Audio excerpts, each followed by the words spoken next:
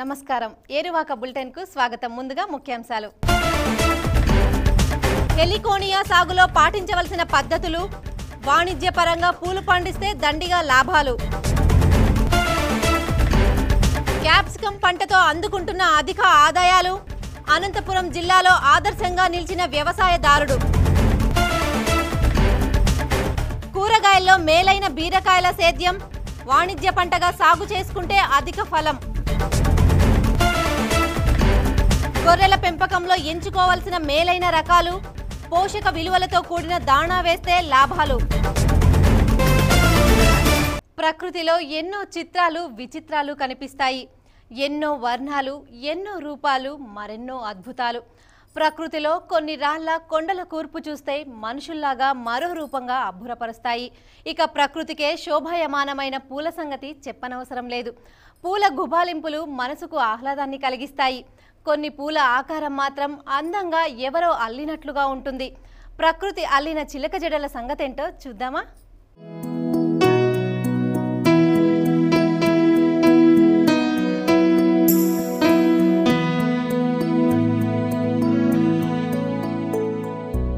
వాణిజ్యపరంగా సాగు చేసే పూలల్లో హెలికోనియా ముఖ్యమైనది. హెలికోనియా అంటే చిలక పుష్పాలు. ఇంటీరియర్ డెకరేషన్లో, బొకేలు, శుభకార్యాలలో అలంకరణకు ఈ పూలను ఉపయోగిస్తారు. అందుకే చిలక పుష్పాలకు మార్కెట్లో డిమాండ్ ఎక్కువగా ఉంటుంది. పువ్వులు కోసిన తర్వాత 7 నుంచి 10 రోజుల వరకు తాజాగా ఉంటాయి. కాబట్టి దూర ప్రాంతాలకు తరలించడానికి ఇవి అనువుగా ఉంటాయి. ఈ పూలను అన్ని రకాల వాతావరణాల్లో పెంచుకోవచ్చు. హెలికోనియా ఆకులు అరటి ఆకుల్లా పెద్దగా ఉంటాయి. పెంచే రకాన్ని బట్టి హెలికోనియా మొక్క 2 నుంచి 20 అడుగుల ఎత్తు పెరుగుతుంది. మొక్క కొనభాగంలో పుష్పాలు ఏర్పడతాయి. పడవ ఆకారంలో 2 లేదా అంతకన్నా ఎక్కువ పుష్పాలు పుష్పాక్షం మీద అమరి ఉంటాయి. చిలక పూలల్లో ముఖ్యంగా 2 రకాలు.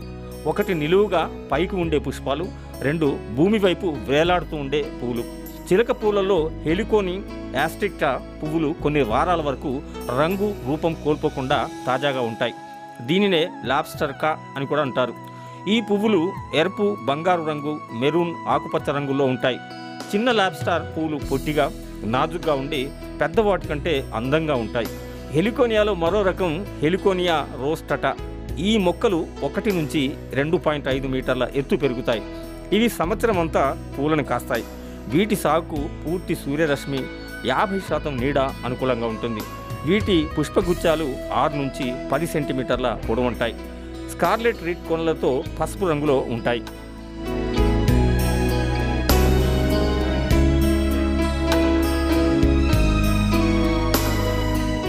హెలికోనియా సిట్టాకోరం అనే రకం సంవత్సరమంతా పూలను ఉత్పత్తి చేస్తాయి. వీటి మొక్కలు 1 నుంచి 2 మీటర్లు పెరుగుతాయి. ఈ హెలికోనియాలు చిలకముక్కు ఆకారంలో ఉండే చిన్న పువ్వులను కాస్తాయి. ఇక శ్రాదో సిర్సినాటా సివి గోల్డెన్ టార్చ్ అనే రకం బంగారు రంగులో పుష్పాలనిస్తుంది. వీటి మొక్కలను విస్తారంగా సాగు చేస్తున్నారు. వీటి పూలు 23 డిగ్రీల సెంటీగ్రేడ్ వద్ద 14 నుంచి 12 రోజుల వరకు తాజాగా ఉంటాయి. వీటిలో పొడవు రకాలు 2.5 మీటర్లు, పొట్టి రకాలు 1 నుంచి 2.5 మీటర్ల కన్నా తక్కువ ఎత్తు పెరుగుతాయి. ఇక హెలికోనియా లాటిస్ పాథా, హెలికోనియా డిహై యాడిస్టాన్స్, heliconia angustifolia, heliconia collinsiana వంటి రకాలు అందుబాటులో ఉన్నాయి. హెలికోనియా వ్యాప్తికి దుంప కొమ్మలు ఉపయోగించుకోవచ్చు. వీటిని రైజోమ్స్ అంటారు. పక్క కొమ్మలు తల్లి మొక్క నుంచి వచ్చే పిలకలు ప్రవర్ధనానికి అనువుగా ఉంటాయి. కనీసం 1 కన్నుతో ఉండే రైజోమ్స్ ముక్కలను హెలికోనియా వ్యాప్తికి వాడుకోవాలి. ఎక్కువ కన్నులుండే రైజోమ్స్ ముక్కలను నాటితే మొక్కలు త్వరగా వ్యాప్తి చెందుతాయి. హెలికోనియా సాగు చేయడానికి సేంద్రియ పదార్థం అధికంగా ఉన్న సారవంతమైన నేలలు అనుకూలంగా ఉంటాయి. మురుగునీరు పోయే సౌకర్యం ఉన్న ఆమ్ల నేలల్లో కూడా దీన్ని సాగు చేసుకోవచ్చు. నాటడానికి ముందుగా రైజోమ్స్ ముక్కలను కార్బండిజం ద్రావణంలో ఉంచాలి. ఇలా చేయడం వల్ల మొలక శాతం పెరగడమే కాకుండా అనేక రకాల తెగుళ్లను నివారించుకోవచ్చు. హెలికోనియా మొక్క పెరుగుతున్న కంటైనర్ కంటే 2 రెట్లు పెద్దగా ఉండే గుంతలను తవ్వాలి. మట్టి ఇసుకలను సమపాలలో కలిపి గుంతల్లో వేయాలి. మొక్క వేళ్ల చుట్టూ ఉండే మట్టి జారకుండా మొక్కలను ఆ గుంతల్లో పెట్టాలి. మట్టిని కప్పి జాగ్రత్తగా ఒత్తాలి. వెంటనే నీరు పోసి తర్వాత గడ్డితో కప్పాలి. 90 సెంటీమీటర్ల బెడ్లను తయారు చేసుకుని హెలికోనియాను నాటితే ఎక్కువ పూల దిగుబడి పొందవచ్చు. తగిన వెడల్పుతో బెడ్లను చేసుకొని బాగా కలిసిపోయిన మొక్కలను తవ్వి కొత్తగా నాటుకోవాలి. 2 సంవత్సరాలకు ఒకసారి ఇలా చేసుకోవాలి.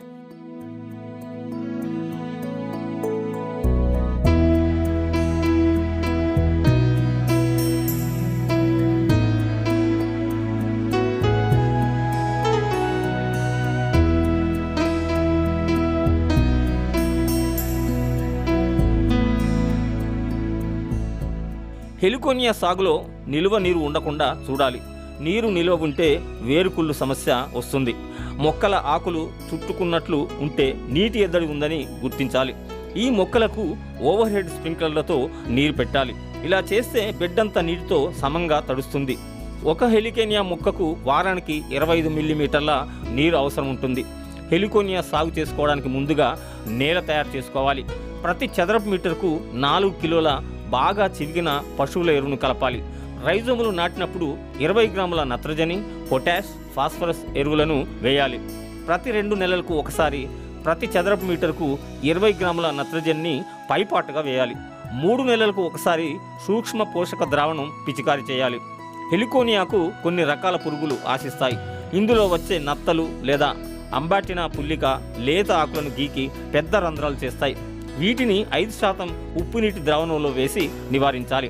దారుల్లో కొండల చుట్టూ ఉప్పు చల్లి వీటిని నివారించవచ్చు. అంతేకాకుండా 3% మెటాల్డిహైడ్ను పిచికారీ చేసి నత్తల నివారణ చేయాలి.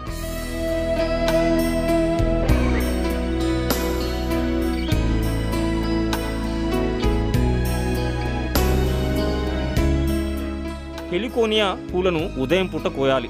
ఇలా చేస్తే పూలు ఎక్కువ రోజులు తాజాగా ఉంటాయి. పూలను 70 సెంటీమీటర్లు లేదా అంతకన్నా పొడవున్న కాడలతో భూమికి దగ్గరగా కోయాలి. ఒకసారి పూలను కోసిన తర్వాత అవి విచ్చుకోవు. కాబట్టి పూలను సరైన సమయంలోనే కోసుకోవాలి. పూలు కోసే ముందు రోజు నీటి తడిని ఇవ్వాలి. పూలు కోసిన వెంటనే 0.05% మలాథియాన్ ద్రావణంలో 5 నిమిషాలు ఉంచి తర్వాత నీళ్లతో కడగాలి. పూల కాడలను ప్యాక్ చేసే వరకు నీటిలో ఉంచుకోవాలి. 10 డిగ్రీల కన్నా తక్కువ ఉష్ణోగ్రతలో నిల్వ చేస్తే పూలు దెబ్బతింటాయి. ఈ విధంగా సరైన మెలకువలు పాటిస్తే హెలికోనియా సాగులో అధిక లాభాలు పొందవచ్చు.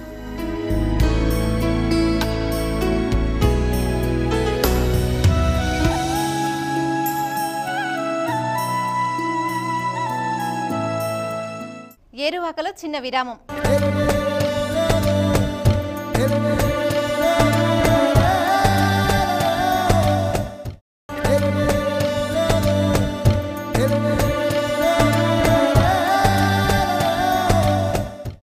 ఏరువాకకు తిరిగి స్వాగతం.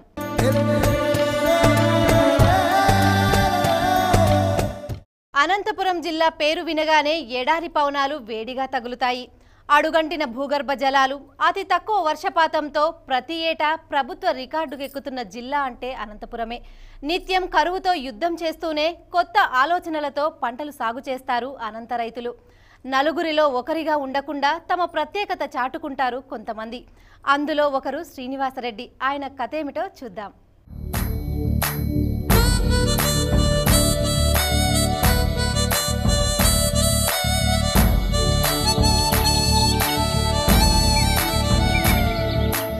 అనంతపురం జిల్లా రైతులను చూస్తే ఏటికి ఎదురెదడం అంటే ఏమిటో అర్థమవుతుంది. ఒకవైపు వర్షాలు లేక మరోవైపు ప్రభుత్వ నిర్లక్ష్యంతో రైతుల బతుకులు ఇక్కడ తెల్లారుతుంటాయి. చుట్టపు చూపుగా వచ్చే వర్షాన్ని బొట్టు బొట్టుగా ఒడిసి పట్టుకుంటారు ఇక్కడ రైతులు. కరువు కాటకాలతో అల్లాడుతూనే తక్కువ నీటితో విలువైన పంటలను పండిస్తారు. ఎంతో మందికి ఆదర్శంగా నిలుస్తున్నారు. అంది వచ్చిన సాంకేతిక పరిజ్ఞానాన్ని ఉపయోగించుకొని పంటలను పండించడమే కాకుండా ఎంతో మందికి ఉపాధి కల్పిస్తున్నారు. కరువు సీమలో మొలిచిన రత్న గిరులు వీళ్ళు. అలాంటి వారిలో జిల్లాకు చెందిన శ్రీనివాసరెడ్డి ఒకరు.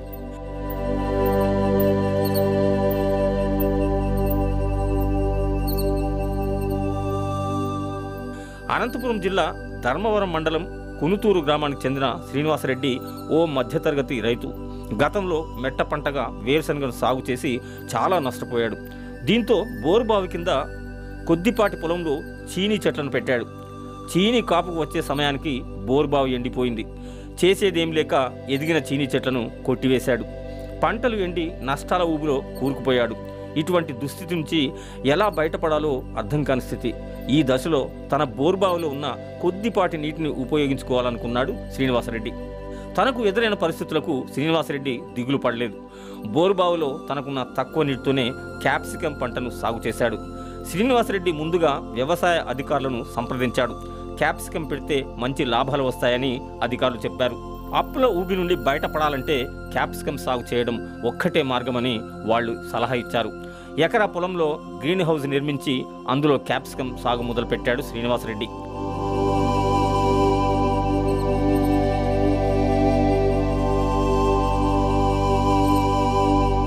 తన పొలంలో గ్రీన్ హౌస్ నిర్మించడానికి శ్రీనివాసరెడ్డికి 30 లక్షల రూపాయలు ఖర్చయ్యాయి. అందులో సగం సబ్సిడీ రూపంలో ప్రభుత్వం ఇచ్చింది. మిగతా సగాన్ని బ్యాంకులో లోన్ తీసుకున్నాడు. క్యాప్సికం వేయడానికి ముందు బెంగళూరు, మద్రాసు వెళ్ళి అక్కడి మార్కెట్లను పరిశీలించి వచ్చాడు. కిలో క్యాప్సికం 40 నుంచి 80 రూపాయల వరకు ఉన్న విషయం తెలుసుకున్నాడు. మార్కెట్లో క్యాప్సికంకు ఉన్న డిమాండ్ తెలిసిన తర్వాత ఆ పంటను సాగు చేయాలని ఆయన నిర్ణయించుకున్నాడు. క్యాప్సికం సాగుకు ఉద్యానవన అధికారుల సాయంతో వెరైటీ క్యాప్సికం మొక్కలను శ్రీనివాసరెడ్డి తన తోటలో నాటాడు. అలా క్యాప్సికం సాగును ప్రారంభించిన ఆయన ప్రస్తుతం ఎకరాకు 40 టన్నుల దిగుబడిని పొందుతున్నాడు. క్యాప్సికం పంటను బెంగళూరు మార్కెట్లో అమ్ముకుంటున్నాడు. పెట్టిన పెట్టుబడి పోగా ఎకరాకు 1,00,000 రూపాయల ఆదాయాన్ని పొందుతున్నానని ఆయన చెప్తున్నాడు.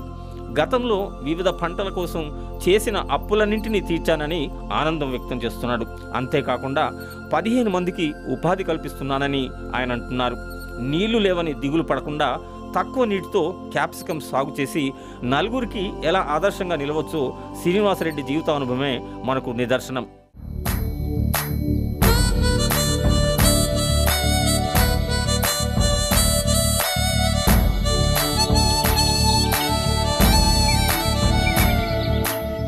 పంటలో వచ్చే చీడపీడలను నివారించడానికి ప్రకృతిలోనే ఎన్నో పురుగులున్నాయి. ఆ పురుగులకు హాని కలిగించకుండా చర్యలు తీసుకోవాలి. వ్యవసాయానికి ఉపయోగపడే ఈ కీటకాలు నశించిపోకుండా యాజమాన్య పద్ధతులను అవలంబించాలి. పైర్లను ఆశించే పురుగులను తిని అవి పంటకు మేలు చేస్తాయి. అందుకే వాటిని రక్షించుకోవడం మన అందరి బాధ్యత. ఆ రైతు మిత్రులు ఎవరో మరిన్ని వివరాలు తెలుసుకుందాం.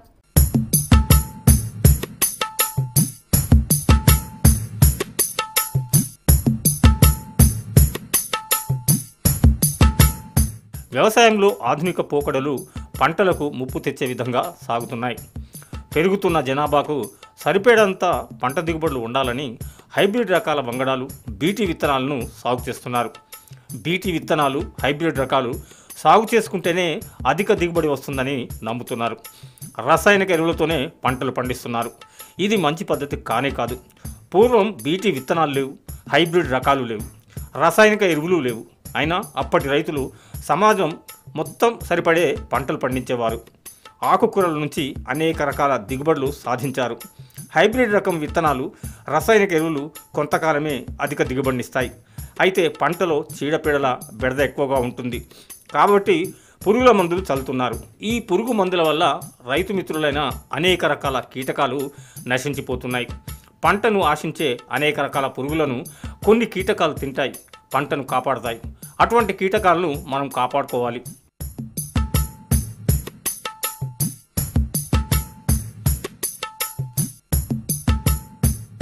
పంటలో ఆశించే పురుగులను తినే వాటిలో ముఖ్యంగా పేయింగ్ మ్యాంటిడ్స్ గురించి చెప్పుకోవాలి. వీటిలో కరోలినా, యూరోపియన్, చైనీస్ పేయింగ్ మ్యాంటిడ్స్ ఉన్నాయి. ఇవి హానికరమైన, ప్రయోజనకరమైన పురుగులను కూడా తింటాయి. ఇవి మాత్స్, తేనెటీగలను తింటాయి. ఇవి ముఖ్యంగా పెరటి తోటలు, మిశ్రమ పంటలు పండించే చేలల్లో ఎక్కువగా కనిపిస్తాయి. కానీ ఇవి పూర్తిగా పురుగులను తగ్గిస్తాయని చెప్పలేం. ఇక అల్లిక రెక్కల పురుగుల్లో కొన్ని రకాలున్నాయి. ఆకుపచ్చ రెక్కల పురుగులు అనేక రకాల పురుగులను తింటాయి. లార్వా, పెద్ద పురుగులు, మెత్తటి శరీరం కలిగిన పేనుబంక, తామర పురుగులు, నల్లులు, లార్వాల గుడ్డు దశను ఇవి బాగా తింటాయి. అనేక రకాల కూరగాయల పంటలకు మేలు చేస్తాయి.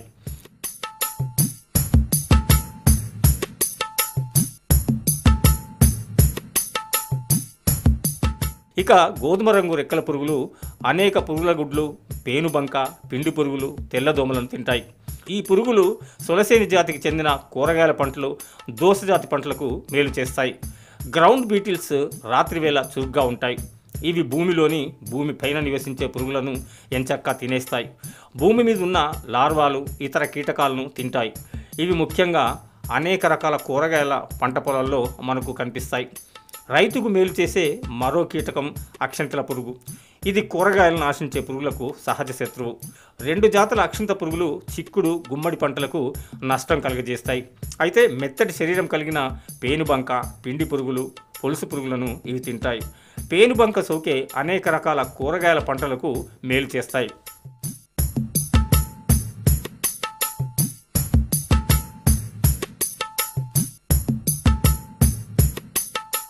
ఇక రో బీటిల్స్ పురుగుల్లో అనేక రకాలు ఉన్నాయి. ఇవి సాధారణంగా భూమి ఉపరితలంపై పరిగెడుతుంటాయి. ఇవి కూరగాయల పంటలను ఆశించే పురుగులు, విత్తనాలు, వేర్ల మ్యాగెట్స్, ఇతర మెత్తటి శరీరం కలిగిన పురుగులను తింటాయి. ఇవి ముఖ్యంగా కోల్ జాతి పంటలు, ఉల్లి, చిక్కుడు, తీపి, మొక్కజొన్న పంటలను రక్షిస్తాయి. సోల్జర్స్ బీటిల్స్ అనేక రకాల కూరగాయల పంటల్లో సాధారణంగా మనకు కనపడతాయి. ఇవి తరచుగా పూల మీద పుప్పొడిని తింటూ కనిపిస్తాయి.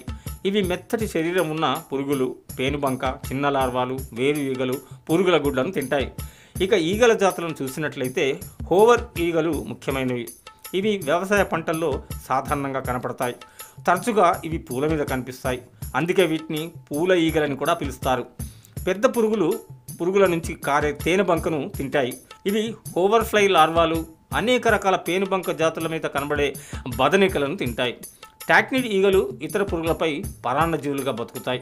ఇవి సాధారణంగా బీటిల్స్, లార్వాలు, నల్లుల వంటి వాటిని తినేస్తాయి.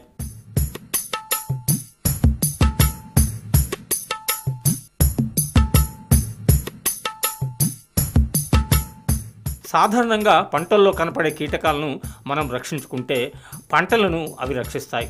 రైతులకు మేలు చేసే పురుగులను కాపాడుకోవడం చాలా ముఖ్యం. పంటలు నాశించే పురుగులను నాశనం చేయడానికి పురుగుల మందులు వాడకుండా వాటి సహజ శత్రువులైన పురుగుల ఉధృతి పెరగడానికి అవసరమైన అన్ని చర్యలు తీసుకోవాలి. అప్పుడే మనం సాగు చేసుకునే పంటలో మంచి దిగుబడి వస్తుంది, నాణ్యమైన పంట పండుతుంది. వ్యవసాయంలో పెట్టే పెట్టుబడి తగ్గిపోతుంది. రైతుల పంటలకు మార్కెట్లో గిట్టుబాటు ధర వచ్చే అవకాశం ఉంటుంది. అప్పుడు రైతుకు వ్యవసాయము కలిసి వచ్చే వ్యవహారంగా మారుతుంది. ఆర్థికంగా రైతులు నిలదొక్కునే పరిస్థితి వస్తుంది. అవసరమైనంతగా ఆహార భద్రత ఉంటుంది. గ్రామాలు, వాటి సహాయంతో పట్టణాలు అభివృద్ధి చెందుతాయి. దీంతో దేశం ప్రగతి పథాన సాగుతుంది. రైతే దేశానికి వెన్నెముక అన్న మాట నిజమవుతుంది.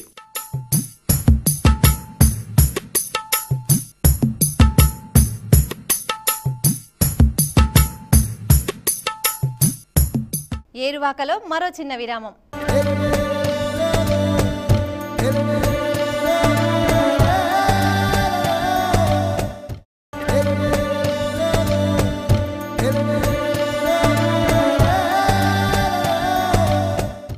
ఏరువాకకు పునః స్వాగతం.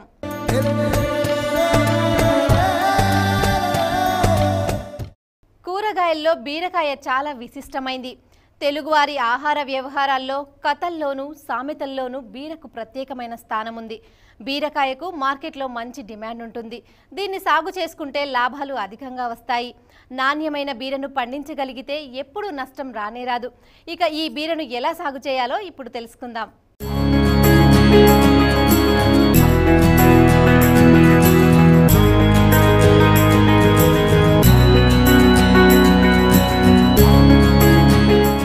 బీరకాయలను సాగు చేసుకోవడానికి నీటిని నిలుపుకునే తేలికపాటి బంకమట్టి నేలలు చాలా అనుకూలంగా ఉంటాయి.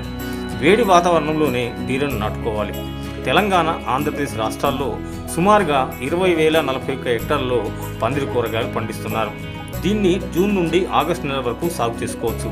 అలాగే డిసెంబర్ 15 నుంచి ఫిబ్రవరి చివరి వరకు పండించుకోవచ్చు.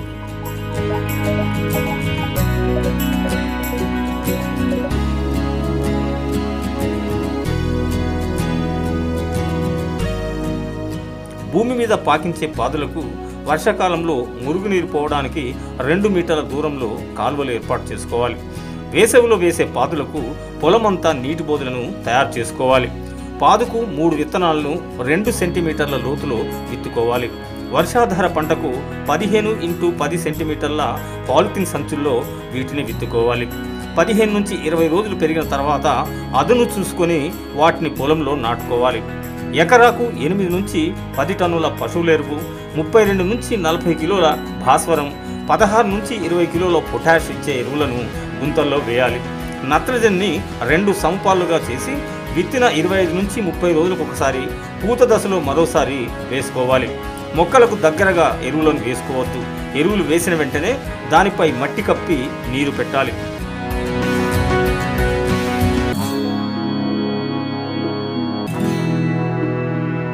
బీరకాయలు అనేక రకాలు ఉన్నాయి. వాటిలో జగిత్యాల లాంగ్, జైపూర్ లాంగ్, పూస, నస్దర్, అర్క, సుజాత, అర్క సుమిత్ వంటివి దేశవాళీ రకాలు. ఇక హైబ్రిడ్లో సురేఖ, సంజీవని, మహిమ, SS3, SS 401, 403, అర్జున్, లతిక, మల్లిక, నాగ వంటివి అందుబాటులో ఉన్నాయి. ఎకరానికి 600 గ్రాముల నుంచి 800 గ్రాముల విత్తనం అవసరం ఉంటుంది. బీరను ఖరీఫ్లో సాగు చేసుకున్నట్లయితే వరుసల మధ్య దూరం 2.5 మీటర్లు ఉండాలి. అదే వేసవిలో సాగు చేసుకున్నట్లయితే 2 మీటర్ల దూరం పాటించాలి. వరుసలో 2 పాదల మధ్య దూరం ఖరీఫ్లో 750 సెంటీమీటర్ల దూరం ఉంచాలి. వేసవిలో సాగు చేస్తే 500 సెంటీమీటర్ల దూరం పాటించాలి. పొట్ల ఆకు పురుగు బీరని ఆశించినట్లయితే పూత దశలో ఆకులను అవి కొరికి తింటాయి. దీన్ని నివారించడానికి క్లోరిఫైరిఫాస్ 2.5 మిల్లీలీటర్లు లేదా ఫినాల్ఫాస్ 2 మిల్లీలీటర్లు లీటర్ నీటికి కలిపి పూతకు ముందు దశలో పిచికారీ చేయాలి. బీరలో తరచుగా వచ్చే మరో తెగులు బూజు తెగులు. వర్షంతో కూడిన చల్లని వాతావరణంలో ఈ తెగులు వస్తుంది. ఈ తెగులు తొలి దశలో లేత ఆకుపచ్చ, ముద్రాకుపచ్చ కలిసి ఉంటాయి. ఇది చూడ్డానికి మొజాయికు తెగుల్లాగా కనిపిస్తుంది. తర్వాత ఆకులపై పసుపు రంగు మచ్చలు ఏర్పడతాయి. అడుగున ఊదా రంగు మచ్చలు, బూజు వంటి పదార్థం ఏర్పడుతుంది. దీంతో ఆకులు క్రమంగా ఎండిపోతాయి. దీన్ని అరికట్టడానికి మాంకోజెబ్ 2.5 గ్రాములు లేదా మెటలాక్సిల్ MZ 2 గ్రాములు లీటర్ నీటికి కలిపి పిచికారీ చేసుకోవాలి.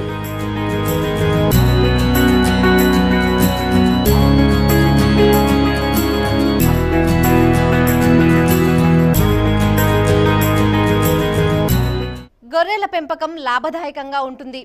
వీటి పెంపకంలో సరైన అవగాహన కలిగి ఉండాలి. అధిక సంఖ్యలో ఈ పశువులను పెంచాలనుకుంటే పెంపకంలో వచ్చే సమస్యలను ముందుగానే తెలుసుకోవాలి. ఈ మూగజీవాలు మంచి లాభాలు తెచ్చిపెడతాయి, కానీ అవి తమ బాధలను చెప్పుకోలేవు. అందుకే గొర్రెలు రకాలు, వాటికి అవసరమైన దాణాపై అవగాహన కలిగి ఉండాలి. అప్పుడే రైతుకు ఎంతో కలిసి వస్తుంది.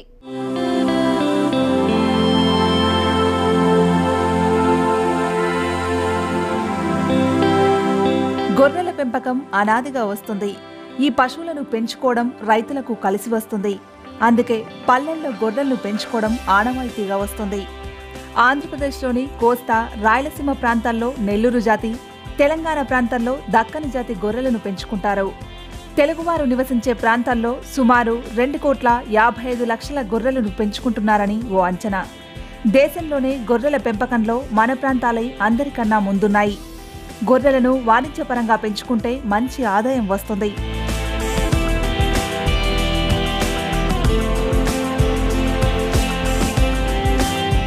నెల్లూరు జాతి గొర్రెలను మాంసోత్పత్తి కోసం మాత్రమే పెంచుకోవచ్చు. మన దేశంలోని గొర్రెల జాతులన్నింటిలోనూ ఇవి చాలా పొడవైనవి. ఈ నెల్లూరు జాతిలో జోపిడి, పల్లా, బ్రౌన్ అనే 3 రకాల గొర్రెలు ఉన్నాయి.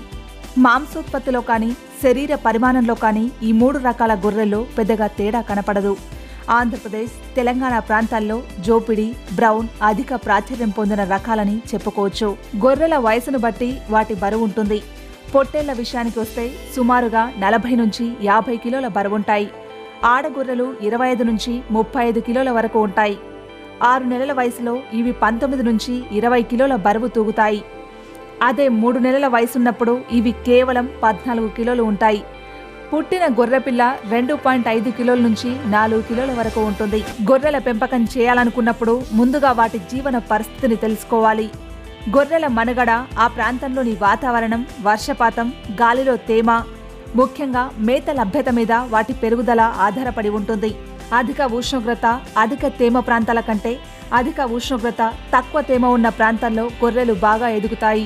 మెట్ట పంటలపై ఆధారపడిన తెలంగాణ, రాయలసీమ ప్రాంతాల్లో గొర్రెల పెంపకం ఎక్కువగా ఉంటుంది. ఎందుకంటే ఈ మెట్ట పంటలను గొర్రెలకు ఆహారంగా వేసుకోవచ్చు. ముఖ్యంగా జొన్న, మొక్కజొన్న, రాగి, సజ్జలను పచ్చిగా ఉన్నప్పుడు గొర్రెలకు ఆహారంగా వేసుకోవచ్చు.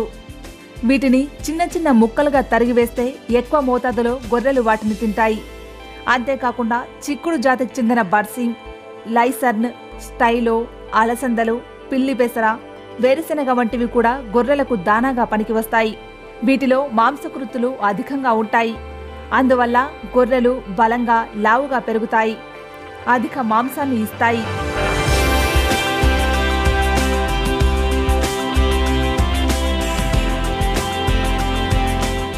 ఇక APBS1, పూసా జైంట్ నేపియర్, కోఫోర్, గినీ గడ్డి, పారా గడ్డి, సూడాన్ గడ్డి రకాలను గొర్రెలకు ఆహారంగా వేసుకోవచ్చు. వీటిని తగినంత నీటి సదుపాయం ఉన్న చోట పెంచుకోవచ్చు.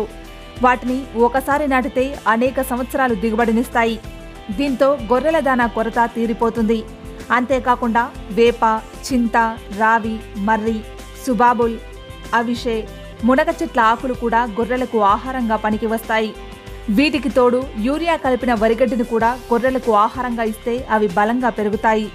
100 కిలోల ఎండు వరిగడ్డికి 4 కిలోల యూరియా, కిలో ఉప్పు, కిలో ఖనిజ లవణాల మిశ్రమాలను కలపాలి. వాటిని 60 లీటర్ల నీటిలో కరిగించాలి.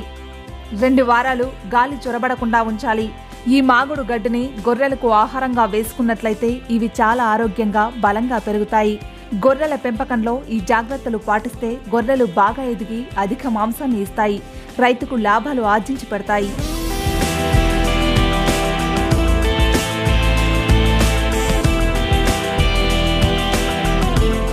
ఈ కార్యక్రమంపై మీ అభిప్రాయాలు అలాగే సందేహాలు, సమస్యల పరిష్కారానికి మా సలహాల కోసం మీరు సంప్రదించాల్సిన చిరునామా ఏరువాక 99 TV, CR foundation, Kondapur, Hyderabad 500084.